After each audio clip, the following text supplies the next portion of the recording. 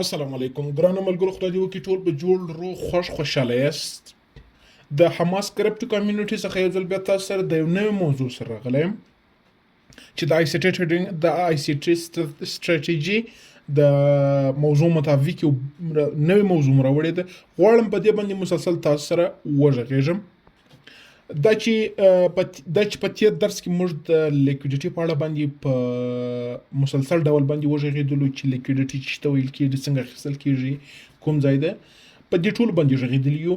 نن راځو موږ په داسې موضوع باندې غږېږو چې ډسپلیسمنټ ورته ویل کېږي. ډسپلیسمنټ د آی سی ټي د موضوعاتو څخه یو موضوع ده، یو د آی سی ټي له مربوطاتو څخه یو مهم مربوطه موضوع ده. دا چې ډسپلیسمنټ چې ته ویل کېږي، راځم تاسو سره شریکوم او غواړم خپل نور څخه تاسو ته دا زده کړه درکړم. ډسپلیسمنټ یا ناڅاپي حرکت.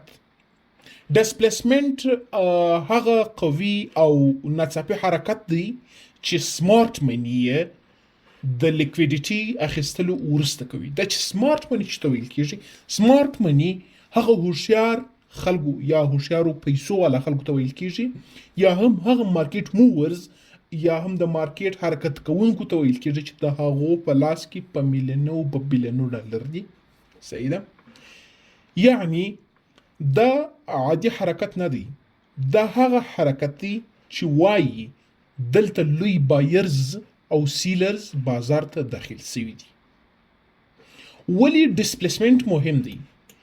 فرض کړه قیمت BSL واخیست، دا بای ساید لیکویډیټي واخیستل، په BSL باندې غږېدلی یو. دوهم پروټیکټډ های واخیست. دریم CHOCH هم جوړ سو یا چینج اپ کریکټر هم جوړ سو. خو حرکت داسې وو، فرض که داسې یو حرکت وو، یعنی کوچني کینډلونه وي، دا کمزوری بریک دی. دې ته څه ویل کېږي؟ دې ته کمزوری متیدنه یا کمزوری بریک ویل کېږي. خو که داسې وي لکه دغه رقم په کونج کې وګورئ، دا رقم غټ یعنی لوی کینډل، لوی قوي بولیش کینډلونه وي، نو احتمال ډیریږي چې سمارټ منی داخل سوي وي. صحیح ده؟ اوس نو ډسپلیسمنټ موږ وایو ډسپلیسمنټ هغه ناڅاپي قوي حرکتونو ته ویل کېږي چې لوی کینډلونه جوړوي. دا چې نن که موږ وګورو، نن تر ټولو ښه مثال ده، نن شلم د اګست د 2024 تر ټولو ښه مثال ورکوو. نن قیمت له 4,000 ډالر څخه پورته سو. په 400 کینډل باندې ما خپل چارت خلاص کړی دی. له 4,401 څخه قیمت پورته سو تر 2,000 ډالر پورې، یعنی 8,000 ډالر په یو ورځ یا الا په 2.5 ورځ کې قیمت تغییر او تبدیل وکړي. دې ته څه ویل کېږي؟ دې ته ډسپلیسمنټ ویل کېږي. یعنی ډسپلیسمنټ یعنی ناڅاپي حرکت چې یو دم 8,000 ډالر په یو یا په یو نیم ورځ کې قیمت حرکت کوي. دې ته څه ویل کېږي؟ دې ته ډسپلیسمنټ ویل کېږي. اصل کې ډسپلیسمنټ ولی ناڅاپي حرکت دی. ګورئ موږ وویل غټ موورز یا سمارټ منی داخل سوي دي. صحیح ده؟ د ډسپلیسمنټ تر ټولو یو مهم مثال غټ کینډلونه دي چې جوړیږي، لکه دغه یا هم دغه. صحیح ده؟ چې موږ تیر حالت ته وګرځېږو، فرض که لکه دغه یا هم دغه په بیرش کې لکه دغه کینډلونه، یا فرض که دا کینډلونه یا دا کینډلونه، دا چې دي، یا فرض که تر ټولو دا ښه کینډلونه دي، دا ټول لوی کینډلونه یې دا مارکیټ ته څه سوی ده؟ ډسپلیسمنټ یا ناڅاپي یعنی سمارټ منی راغلی ده. غټ مارکیټ موورز راغلي دي، هغوی په یو دم باندې قیمت څنګه کړی ده؟ پورته کړی ده او خپل ګټه یې کړې ده. آی سی ټي ګولډن رول، د آی سی ټي طلایي قانون د ډسپلیسمنټ دپاره تر ټولو یو ښه لاره څه رقم ده؟ اول سټرکچر وګوره، بیا ډسپلیسمنټ وګوره. که چیرې دغه دواړه سره یو ځای سي، ګوري په سټرکچر باندې موږ په اول وار باندې غږېدلی یو، چې یعنی په اول درس کې موږ په سټرکچر باندې غږېدلی یو چې سټرکچر څه ته ویل کېږي. په ډسپلیسمنټ باندې دا د اوس غږېږو. سټرکچر جمع displacement مساوي کیږي ل strong conformation سره، یعنی ل یو قوي conformation دغه ته ویل کیږي strong conformation یعنی قوي تایید. صحیح ده. که چیرې دا دواړه په یو لار باندې سره ولاړ سي دې ته strong conformation ویل کیږي. یعنی strong conformation د displacement دی، یوازې structure بسنه نه کوي. یعنی که یوازې structure وي، که ته یوازې structure ګورې یا په structure کې یوازې غټ کینډلونه جوړېږي، دا بسنه نه کوي. structure او displacement دواړه مساوي کیږي له strong conformation یعنی له قوي تایید سره. دا ته displacement تر ټولو یو قوي تایید دی. displacement بولیش وبخښئ تر ډیره وروسته له دې راځي. یعنی په بولیش displacement تر ډیره وروسته دا رقم راځي. سیل ساید لیکویډیټي اخیستل کیږي اول واري، بیا ناڅاپه قوي بولیش حرکت کیږي، بیا CHOCH جوړیږي یا چینج اپ کاراکټر منځته راځي، بیا FAG جوړیږي. دا چې په FAG باندې موږ نه یو غږیدلی پیرویلوګراف، په دې به ان شاء الله په راتلونکي موضوع کې وغږیږو. د دې وروسته دا بولیش ډسپلیسمنت راځي. صحیح ده. یعنی سیل ساید لیکویډیټي اخیستل کیږي اول واري، بولیش ناڅاپه حرکت رامنځته کیږي، لکه دغه رقم ناڅاپه حرکت رامنځته کیږي، پرس که دا رقم ناڅاپه حرکت مخې ته راځي. بیا دغه بعده کله چې بای ساید لیکویډیټي سیل ساید لیکویډیټي واخیستل سي، یعنی د لاندې خوا څخه چې کومه لیکویډیټي لاندې پرته وي هغه واخیستل سي. دا چې لیکویډیټي په عموم کې موږ چیرې وګورو هغه کې به راځو په راتلونکي درس کې وایو. چینج اپ کاراکټر جوړیږي. اوس که موږ دلته وګورو، دلته ډېر ښه ګوري چینج اپ کاراکټر جوړ شوی دی. صحیح ده. یعنی یو ټرینډ بدلون کړی ده، اپ ټرینډ رامنځته شوی دی. صحیح ده. دې ته څه شی ویل کیږي؟ دې ته بولیش ډسپلیسمنت ویل کیږي. یعنی دا د بولیش ډسپلیسمنت علایم دي، دا یا عرایضو علایم دي چې دغه ساینز یا نښې به لري، دې ته بولیش ډسپلیسمنت ویل کیږي. بیریش ډسپلیسمنت چې ته ویل کیږي تر ډیره وروسته له دې راځي. اول دا برعکس ده، څنګه چې بولیش ډسپلیسمنت کې کوم شیان اخیستل کېدل، دلته برعکس په بیریش ډسپلیسمنت کې هم هماغه شیان اخیستل کېږي. تر ډیره وروسته له دې راځي. اول بای ساید لیکویډیټي یا BSL اخیستل کېږي، دوهم ناڅاپه قوي بیریش حرکت منځته راځي، دریم چینج اپ کاراکټر بدلیږي، څلورم FAG جوړیږي. ډسپلیسمنت څنګه وپیژنو؟ ښه ډسپلیسمنت اکثر دا ځانګړنې لري. یعنی ښه ډسپلیسمنت یا ښه ناڅاپي حرکت د اکثره وخت دا ځانګړنې لري. اول لوی باډي کینډلونه به جوړیږي، دوهم پرله پسې قوي کینډلونه یا شمې به جوړیږي، دریم لږ ویکس، یعنی هر کینډل به کوچنی ویکس لري، باډي به غټي وي، لوی وي.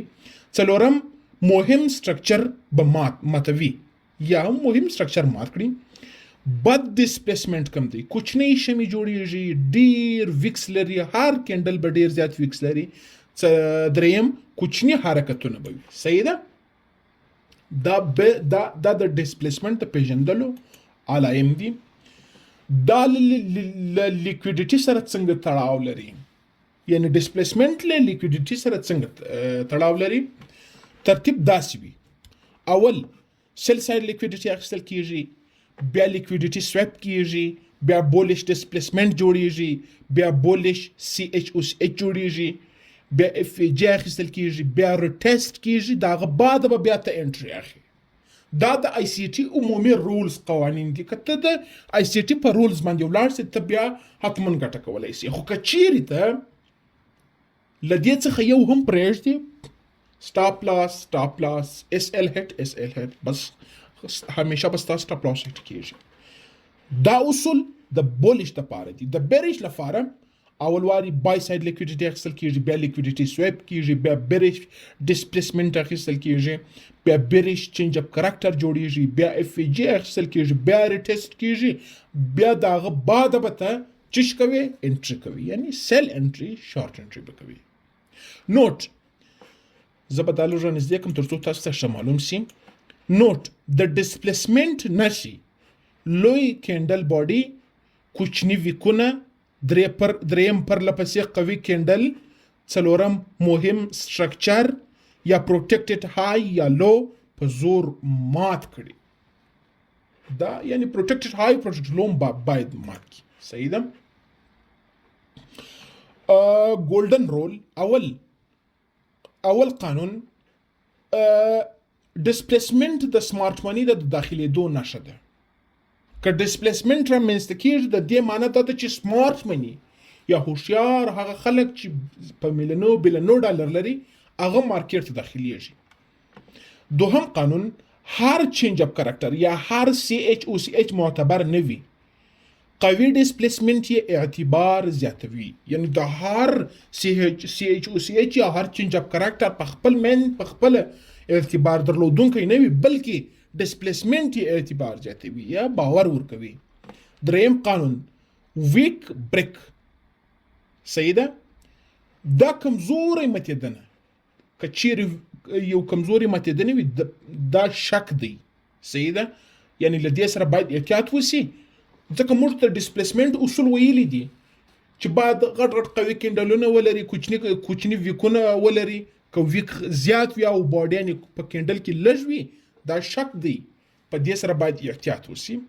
څلورم سترونګ بریک یعنی قوي ماتېدنه جمع ډسپلیسمنت، دا باور زیاتوي او له دې سره موږ کولی شو په چارت باندې د بای د پاره یا د سیل د پاره زیات باور وکړو.